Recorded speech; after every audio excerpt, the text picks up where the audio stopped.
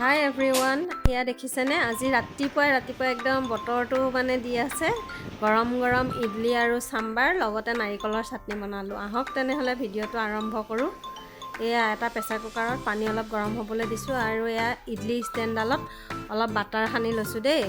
এয়া বাটাৰ সানি লৈ মই ইডলি বেটাৰটো দি দিছোঁ। এয়া চাওকচোন,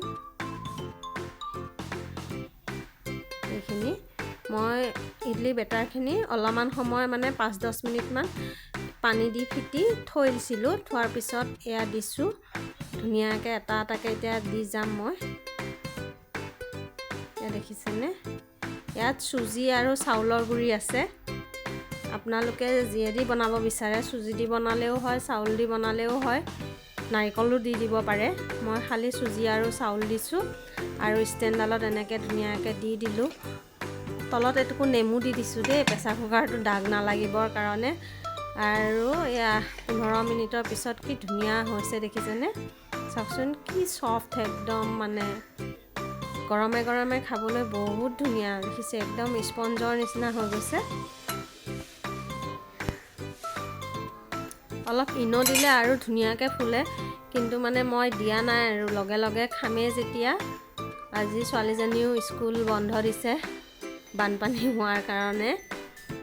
গুৱাহাটীত আৰু এজাক বৰষুণতে পানী হয়ে নহয়, সেইকাৰণে আৰু লগে লগে খাব যেতিয়া ইনো চিনো দিয়া নাই। আপোনালোকে ইনো দি দিলে অকণ মানে 2 দিন খাব পাৰে ধুনীয়াকৈ, চফ্ট হৈ থাকিব। এতিয়াও চফ্ট হৈছে, একদম পূৰা চফ্ট হৈছে। আৰু ইয়াত তৰকা লগাবৰ কাৰণে অকণমান তেলত ধুনীয়াকৈ নৰসিংহৰ পাত, 2টামান সৰিয়হ এনেদৰে ফুটাই দিছোঁ পিঁয়াজ অকণৰ লগত। আৰু ইয়া মোৰ ইডলি, নাৰিকলৰ চাটনি আৰু সাম্বাৰ ৰেডি হৈ গ'ল। দেখিছেনে কিমানখিনি হৈছে ইডলি, এয়া চাওকচোন, একদম সাম্বাৰখিনি যে কি টেষ্টি হৈছে নহয় খাবলৈ। ভিডিঅ'টো কেনেকুৱা লাগিল জনাব, যদি ভাল লাগিছে লাইক, কমেণ্ট আৰু শ্বেয়াৰ কৰিব। আৰু আপোনালোকেও এনেকৈ ঠাণ্ডা বতৰত বনাই খাবচোন, খুব ভাল লাগে। আৰু সৰু ল'ৰা ছোৱালীক যে স্কুললৈ টিফিনতো দিব পাৰে। আমাৰ ছোৱালীজনীয়ে সদায় এইবিলাকেই বিচাৰে, ধোচা ইডলি খুব ভাল পায় খাই। Bye bye.